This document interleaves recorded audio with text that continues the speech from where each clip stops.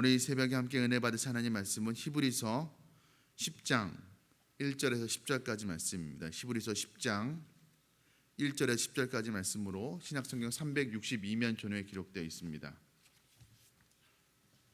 다 찾으신 줄 알고 우리 한 목소리로 함께 봉독하겠습니다. 율법은 장차 올 좋을 일의 그림자일 뿐이요 참 형상이 아니므로 해마다 늘 드리는 같은 제사로는 나오는 자들을 언제나 온전하게 할 수 없느니라. 그렇지 아니하면 섬기는 자들이 단번에 정결하게 되어 다시 죄를 깨닫는 일이 없으리니 어찌 제사 드리는 일을 그치지 아니하였으리요. 그러나 이 제사들에는 해마다 죄를 기억하게 하는 것이 있나니 이는 황소와 염소의 피가 능히 죄를 없이 하지 못함이라. 그러므로 주께서 세상에 임하실 때에 이르시되 하나님이 제사와 예물을 원하지 아니하시고 오직 나를 위하여 한 몸을 예비하셨도다. 번제와 속죄자는 기뻐하지 아니하시나니 이에 내가 말하기를 하나님이여 보시옵소서. 두루마리 책에 나를 가리켜 기록된 것과 같이 하나님의 뜻을 행하러 왔나이다 하셨느니라. 위에 말씀하시기를 주께서는 제사와 예물과 번제와 속죄자는 원하지도 아니하고 기뻐하지도 아니하신다 하셨고 이는 다 율법을 따라 드리는 것이라. 그 후에 말씀하시기를 보시옵소서. 내가 하나님의 뜻을 행하러 왔나이다 하셨으니 그 첫째 것을 폐하심은 둘째 것을 세우려 하심이라. 이 뜻을 따라 예수 그리스도의 몸을 단번에 드리심으로 말미암아 우리가 거룩함을 얻었노라. 아멘. 오늘 읽은 본문의 말씀을 가지고 자기 몸을 단번에 드리신 예수님이라는 제목으로 말씀을 함께 나누고자 합니다. 오늘 읽은 본문에 지난주 우리 7장부터 9장까지 살펴본 말씀과 내용이 반복되는 것처럼 비슷하게 느껴집니다. 오늘 읽은 10장의 말씀이 지난 7장부터 8장, 9장까지의 그 내용을 총 정리하는 부분이기 때문에 그렇습니다. 그러니까 7장부터 9장까지 예수님이 구약 율법보다 제사보다 더 좋은 분이다라는 그 긴 논증의 절정의 결말에 해당되는 부분입니다. 우리가 오늘 읽은 부분은 특별히 율법과 예수 그리스도의 관계를 그림자와 실체로 비유를 하고 있습니다. 오늘 1절 말씀입니다. 율법은 장차 올 좋은 일의 그림자일 뿐이요 참 형상이 아니므로 해마다 늘 드리는 같은 제사로는 나오는 자들을 언제나 온전하게 할 수 없느니라. 그러니까 율법은 장차 올 좋은 일의 그림자일 뿐이요라고 하고 있습니다. 이 장차 올 좋은 일은 바로 예수 그리스도에 의한 그 완전한 대속과 구원을 의미하는 것입니다. 그러니까 율법은 장차 올 예수님이 오셔서 십자가에서 피 흘리심으로 우리를 구속하여 주실 것인데 그 사역에 대한 그림자 역할을 한다라고 이야기하고 있습니다. 그러니까 그것은 율법이라는 것은 예수님이 나타나기 전까지는 어느 부분 죄사함의 그 기능을 역할을 감당을 했습니다. 그러나 완전한 죄사함을 우리에게 주지는 못했습니다. 그래서 해마다 반복해서 대제사장이 속죄일에 들어가서 이스라엘 백성을 위해 속죄의 제물을 드렸지만 그러나 그것으로는 한계가 있었다는 것입니다. 그것으로는 온전한 제사함을 줄 수가 없었습니다. 오늘 4절 말씀에 이는 황소와 염소의 피가 능히 죄를 없이 하지 못함이라 라고 말씀하고 있습니다. 능히 죄를 없이 하지 못함이라. 그럼 하나님이 율법을 주실 때 희생 제물을 드리고 하는 어떤 제사를 이스라엘 백성에게 주실 때 아무런 효력이 없는 것을 헛된 것을 하나님께서 이스라엘 백성들에게 명하신 것인가? 그렇지는 않습니다. 이 말씀은 죄 없이 하지 못한다라는 말은 완전한 죄사함을 주지 못한다라는 그런 뜻입니다. 그러니까 구약의 율법, 그러니까 제사 제도의 한계를 이야기하는 것입니다. 그래서 이 본문에서 구약의 율법은 실체가 아니라 그림자라고 이야기하는 것입니다. 우리가 오해하지 말아야 할 것은 율법이 오늘 히브리서에 계속해서 율법보다 더 나은 예수님이라고 말씀을 하고 있는데 그렇다고 해서 구약의 율법이 잘못된 것이라고 아무런 기능이 없고 무력한 것이라고 옳지 않은 것이라고까지 우리가 생각해서는 안 될 것입니다. 한계가 있다라는 것이죠. 기능이 역할이 있었으나 이제는 더 이상 예수 그리스도가 오심으로 필요가 없다는 것이지 그 율법에 그 당시로서는 기능이 있었다라는 것입니다.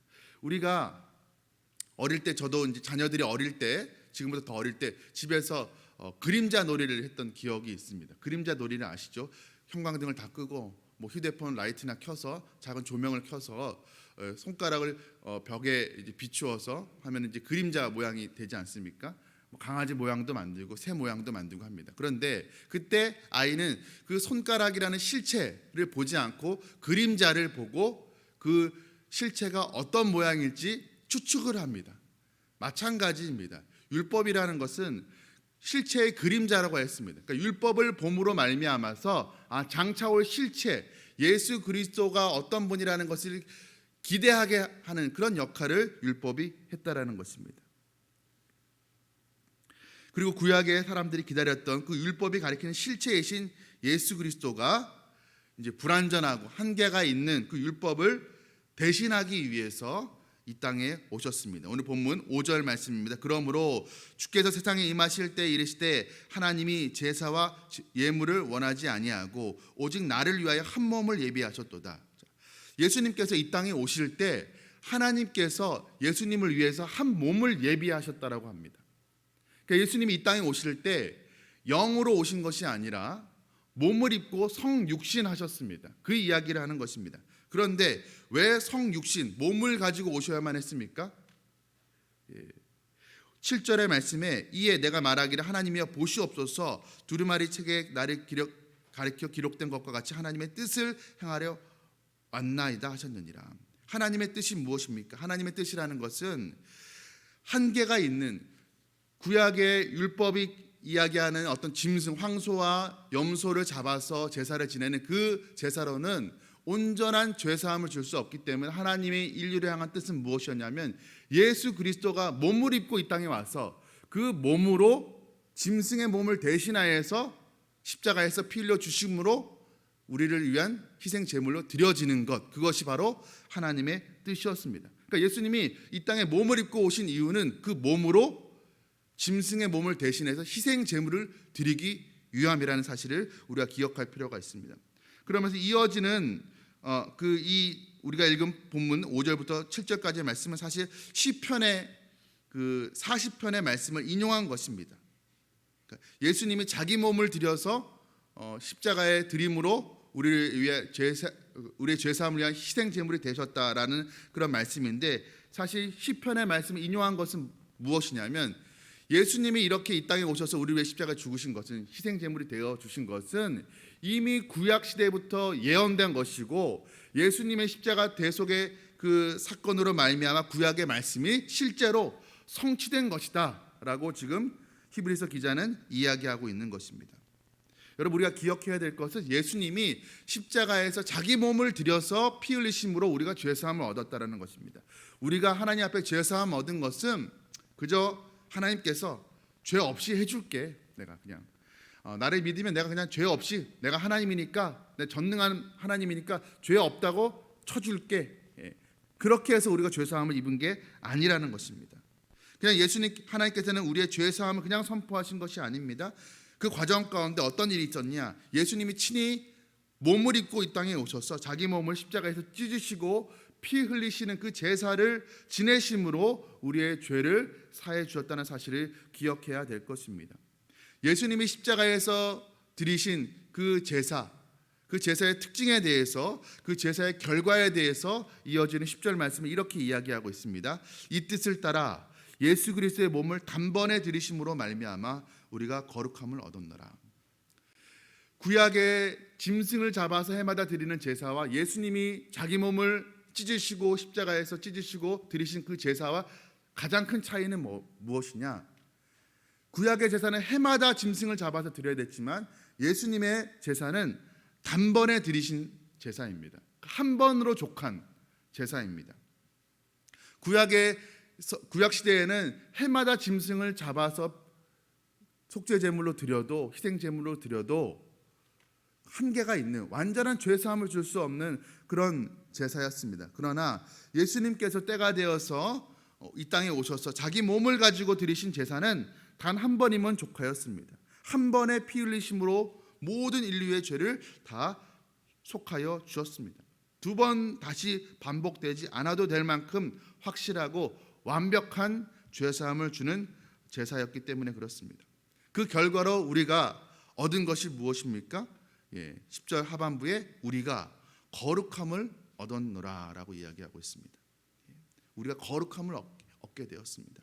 하나님께서 이스라엘 백성들을 출애굽하시고 자기 백성 삼으신 이후에 계속해서 반복해서 하시는 말씀이 있습니다. 우리가 수요일마다 출애굽기의 말씀을 지금 살펴보고 있죠. 출애굽기에 이어서 이제 레위기, 하나님께서 이스라엘 백성들에게 너희는 이제 거룩한 내 백성이니 거룩한 백성답게 이렇게 살아야 된다라고 이야기하시면서 여러 가지 율법들을 주십니다. 그런데 그 출애굽기와 레위기 율법이 계속해서 반복되는 이야기 속에서 하나 반복되는 이야기가 있는데 무엇이냐면 내가 거룩하니 너희도 거룩하라라는 말씀을 계속해서 반복하고 계십니다. 거룩에 대한 이야기를 하고 있습니다. 그런데 문제는 그 율법으로도 완전한 거룩함을 얻을 수가 없다라는 것입니다. 왜 그렇습니까? 완전한 죄사함을 얻을 수 없기 때문에 그렇습니다. 그런데 이제 예수님께서 단번에 십자가에 죽으심으로 우리가 완전한 거룩함을 입게 되었습니다. 얻게 되었습니다. 여러분, 우리가 거룩해진다라는 것은 사실 우리가 노력해서 얻을 수가 있는 것이 아닙니다. 다른 종교에서 말하는 것처럼 어떤 고행을 하고 선행을 한다고 어떤 또 명상과 또 수도 끝에 깊은 깨달음을 얻어서 우리가 거룩함에 도달하는 것이 아닙니다. 우리 스스로 거룩함에 도달하는 것이 아니라 하나님께서 우리를 거룩하다고 봐주시는 것은 내가 정말 거룩해져서라기보다는 내가 어떤 노력과 수행 끝에 내 몸부림으로 거룩에 도달해서 하나님께서 네가 거룩해졌구나 봐주시는 것이 아니라 예수 그리스도의 그 십자가의 대속의 사역을 믿는 자, 그 믿는 자를 하나님께서 거룩하다고 보아주시는 것입니다. 그런 자의 믿는 자에게 거룩함을 얻게 해주시는 것입니다. 거룩함을 하나님께서 주시기 때문에 우리가 얻은 것입니다. 하나님이 거룩함을 주시지 않았는데 우리 스스로 우리가 쟁취해낸 것이 아닙니다. 여러분, 우리가 어떤 종교적 열심을 낸다고 해서 그것 때문에 우리가 거룩해지는, 다른 사람보다 나는 더 거룩한 사람이야, 그렇게 되는 것이 아닙니다. 거룩은 내가 이루는 것이 아니라 하나님께서 예수 그리스도를 믿는 자에게 주시는 선물이라는 것을 우리가 깨달아야 될 것입니다. 실제로 우리가 그렇습니다. 내 삶을 볼 때 내가 정말 하나님께서 보시기에 나는 정말 흠이 없어, 나는 완전한 삶을 살아, 나는 거룩한 사람이야 라고 말할 수 있는 사람이 누가 있겠습니까? 죄 많은 세상에 내려가지 않고 산으로 들어가서 수도 생활을 한다고 할지라도, 죄와 내가 완전히 분리된 삶을 산다고 할지라도 내 마음속에서 일어나는 죄로 인한 갈등들이 있지 않습니까? 그런데 어떻게 우리가 하나님 앞에 내 삶으로 완전히 거룩한 삶을 보일 수가 있겠습니까? 사실 내가 아무리 노력하지만 거룩해질 수는 없습니다. 내가 실제로 거룩하지 않지만 예수 그리스도의 그 피 흘리신 그 십자가 사역을 믿는 자를 하나님께서 거룩한 백성이라고 봐주시는 것입니다. 베드로전서 2장 9절에 우리가 잘 아는 말씀이 기록되어 있죠. 너희는 택하신 족속이요 왕같은 제사장들이요 거룩한 나라라 말씀하고 있습니다. 어떻게 우리가 거룩한 나라가 되었습니까? 예수 그리스도를 믿기 때문에, 그 믿음으로 하나님께서 우리를 거룩한 백성으로 삼아주시는 것입니다. 이 말을 오해해서는 안 됩니다. 그렇다면 내가 성결해지고 더 신실하게 살려는, 더 믿음대로 살려는 노력을 하지 않아도 되는갑다라고 오해해서는 안 될 것이죠. 그런 노력을 하지 말라는 것이 아닙니다. 그러나 그런 더 성결하게 살고 더 신실하게 살려는 그 노력으로 우리가 거룩해지는 것이 아니라는 사실을 기억하라는 것입니다. 그러면 왜 우리가 그렇게 내가 노력한다고 거룩해지는 것도 아닌데 왜 그런 삶을 살아야 됩니까? 라고 묻는다면, 실제로 거룩하지 않지만, 실제로 우리가 의인이지도 않지만 예수 그리스도를 믿을 때 거룩한 백성이라고 또 의인이라고 보아주시는 그 하나님의 한량없는 그 은혜에 감사해서 감격해서 내가 여전히 부족하지만 그럼에도 불구하고 나를 거룩한 하나님의 백성이라고 인정해 주시는 그 하나님의 은혜에 감사하여서 이제 내가 거룩한 백성이 되었으니 그 거룩한 백성에 걸맞는 삶을 살기 위해서 우리가 신실하게 살고 성실하게 또 경건하게 살아야 되는 것입니다. 여러분, 우리가 예수 그리스도의 십자가에서 자기 몸을 드리는 그 사역으로 말미암아서 거룩하지 않은 우리가 거룩함을 얻게 되었습니다. 그런데 하나님께서 이제 그 거룩함을 얻은 우리에게 요구하시는 것이 있습니다. 로마서 12장 1절 말씀입니다. 그러므로 형제들아 내가 하나님의 모든 자비하심으로 너희를 권하노니 너희 몸을 하나님이 기뻐하시는 거룩한 산 제물로 드리라. 우리가 어떻게 거룩함을 입게 되었다고 말씀드렸습니까? 하나님께서 그냥 너희 죄 없다 해줄게 선포하셔서 끝난 것이 아니라, 거룩함을 얻게 된 것이 아니라 예수님께서 친히 자기 몸을 십자가에 들이심으로 우리가 거룩함을 입게 되었다고 말씀을 드렸습니다. 그와 동일하게 예수님이 자기 몸을 들여서 우리가 거룩함을 입게 된 것처럼 하나님도 우리에게 요구하시는 것이 무엇이냐면, 우리도 우리 몸을 하나님이 기뻐하시는 거룩한 산 제물로 드리기를 원하십니다. 중요한 것은 우리 영을 드리는 것이 아니라 우리 몸을 드리라고 이야기하고 있습니다. 몸을 드리라는 것이 그럼 무슨 뜻인가? 내 마음만 드리는 것이 아니라 몸으로 살아가는 일상생활을 하나님 앞에 드리라는 것입니다. 우리가 몸으로 오늘도 예배를 드리고 삶의 현장으로 돌아가서 우리가 몸으로 하루 종일 살아가지 않습니까? 몸으로 하는 그 모든 행위들, 가정주부라면 가정에서 집안에서 하는 그 가사일, 직장인이라면 회사에서 하는 그 모든 일들, 학생이라면 학교에 가서 하는 공부, 그 몸으로 하는 그 모든 일들을 하나님께서 기뻐하시는 제물로 드리라는 것입니다. 하나님의 뜻대로 하라는 것입니다. 내 뜻대로 살아가는 것이 아니라 새벽기도 나왔을 때는 하나님의 뜻대로 예배드리고 일상삶으로 돌아갔을 때는 하나님의 뜻보다 내 뜻이 우선되어서 살아가는 것이 아니라 몸으로 살아가는 그 모든 삶의 현장에서 하나님이 뜻대로 살아가라는 그런 말씀입니다. 그것이 하나님이 기뻐하시는 제물이라고, 제사라고 말씀하고 있는 것입니다. 여러분, 이것을 무리한 요구라고 할 수 있을까요? 그렇지가 않습니다. 여러분, 우리의 몸을, 우리의 그런 일상생활까지도 모든 삶의 영역을 거룩한 산 제물로 드리라고 말씀하시는 분이 누구십니까? 자기 몸을 십자가에 단번에 들이심으로 거룩하지 않은 우리를 거룩하다고 봐주시는 그 하나님께서 우리에게 요청하시는 것입니다. 여러분, 그 요청에 응답하는 저와 여러분 되기를 간절히 소원합니다. 또한 우리가 한 가지 기억해야 될 것이 있습니다. 여러분, 하나님께서 우리에게 거룩함을 요청하시고 예수 그리스도를 믿는 자에게 거룩함을 주신 이유가 무엇일까요? 우리 실제로 거룩하지 않지만 하나님께서 우리를 거룩하다 봐주시고 너희는 이제 거룩한 백성이야 라고 말씀하시는 이유가 무엇일까요? 그것은 거룩하신 하나님과 교제가 가능한 존재로 만드신 것입니다. 그러니까 우리를 거룩한 백성으로 삼아진 것은 그저 우리 기분 좋게 하려고, 너희는 이제 죄인이 아니라 거룩한 백성이야, 그 자부심을 가지고 살아, 그런 의미가 아닙니다. 거룩한 하나님에 걸맞는 거룩한 백성으로 삼아서 이제 그 거룩한 존재들끼리 서로 교제가 가능하도록 하나님께서 만드신 것입니다. 그렇다면 그 이유로 우리를 거룩하게 하셨다면 이제는 우리가 해야 되는 것이 무엇입니까?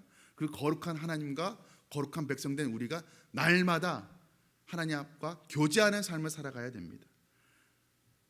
하나님께서 이스라엘 백성들에게 내가 거룩하니 너희도 거룩하라 라고 하신 이유는, 야, 내가 이렇게 수준 높은 존재인데 너희도 그 수준에 좀 걸맞아야 되지 않겠어? 너희 스스로 좀 노력을 해봐, 그런 의미가 아니라 그 거룩한 백성과 거룩하신 하나님이 만나서 교제하시려고 하나님께서 그들에게 그런 요청을 하신 것입니다.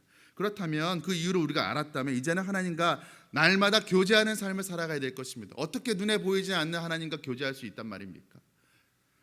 하나님께서 주신 말씀으로, 또 그 말씀에 근거한 기도로 우리는 하나님과 교제할 수가 있습니다. 하나님, 우리가 말씀을 펼칠 때, 이 새벽에 말씀 펼칠 때 하나님, 나를 향한 하나님의 말씀이 무엇입니까? 하나님의 뜻이 무엇입니까? 라고 물으면서 하나님의 말씀을 묵상하고 또 그 묵상이 깨달은 대로 하나님, 이 말씀대로 내가 살 수 있도록 하나님 도와주시옵소서, 그렇게 기도하면서 말씀과 기도로 우리는 하나님과 교제할 수가 있는 것입니다. 여러분, 예수 그리스도께서 자기 몸을 십자가에 단번에 들이심으로 우리가 거룩함을 얻게 되었습니다. 우리의 노력으로가 아니라 예수 그리스도의 그 피로 씻음 받아서 우리가 거룩한 존재가 되었습니다. 목사님, 저는 거룩하지 않습니다. 저는 삶이 너무 부족합니다. 저는 죄 많은 사람입니다. 그렇지가 않습니다. 예수 그리스도의 피 흘리신 그 대속의 사건을 우리가 믿는다면 우리는 거룩함을 입은 존재들입니다. 그 거룩한 백성이 우리가 되었기 때문에 이제는 하나님께서 우리 몸을 들여서 동일하게 십자가에서 자기 몸을 들여서 우리를 거룩하게 하신 것처럼 우리도 우리의 몸을, 우리의 일상을, 우리의 몸으로 살아가는 모든 삶의 현장을 하나님 앞에 드리라고, 하나님의 뜻대로 살아가라고 우리에게 요청하고 있습니다. 그 요청에 응답하는 저와 여러분들에게 간절히 소원합니다. 또한 우리가 이제 거룩한 백성이 되었습니다. 내가 노력해서가 아니라 하나님의 은혜로 우리가 거룩한 백성이 되었습니다. 그렇다면 그 거룩한 하나님과 거룩한 백성의 날마다 깊이 있는 그 사귐 가운데 하나님께서 주시는 그 놀라운 은혜와 은총을 누리며 감사하며 기뻐하며 살아가는 저와 여러분 되시기를 주님의 이름으로 축복합니다. 함께 기도하시겠습니다. 사랑과 은혜가 풍성하신 하나님 아버지, 우리가 죄사함 받은 것, 하나님께서 그저 죄사함을 선포하신 것이 아니라 예수님께서 이 땅에 친히 몸을 입고 오셔서 구약시대에 그 자기 몸으로 드려진 짐승들처럼 예수님께서 십자가에서 친히 자기 몸을 찢으시고 피 흘리심으로 우리가 그 단 한 번의 십자가 사역으로 우리가 완전한 죄사함을 얻고 우리가 거룩함을 얻게 되었음을 깨닫습니다. 하나님, 여전히 우리는 부족합니다. 연약합니다. 그러나 우리가 하나님 보시기에 거룩한 백성이라는 사실을 우리는 믿어 의심치 않습니다. 내 삶이 실제로 거룩해서 내가 남들보다 더 거룩한 삶을 살려고 몸부림치고 고행하고 수행하기 때문에 남들보다 어떤 특별한 깨달음을 얻어서 내가 거룩한 존재가 아니라 내가 예수 그리스도의 십자가의 그 대속의 사건을 믿기 때문입니다. 하나님, 이제 우리가 거룩한 존재가 되었으니 우리도 우리의 일상의 삶을, 우리의 몸으로 살아가는 모든 삶을 하나님께 거룩한 산 제물로 드리게 하여 주시옵시고, 이제 거룩한 존재가 되었으니 거룩하신 하나님과 날마다 말씀과 기도로 깊이 있는 교제를 하며 살아가는, 그 교제 가운데 주시는 놀라운 은혜와 은총을 누리며 감사하며 감격하며 살아가는 우리의 오늘 하루가 될 수 있도록, 남은 인생이 될 수 있도록 축복하여 주시옵소서. 이 모든 말씀 우리 주 예수 그리스도의 이름으로 간절히 기도드리옵나이다. 아멘.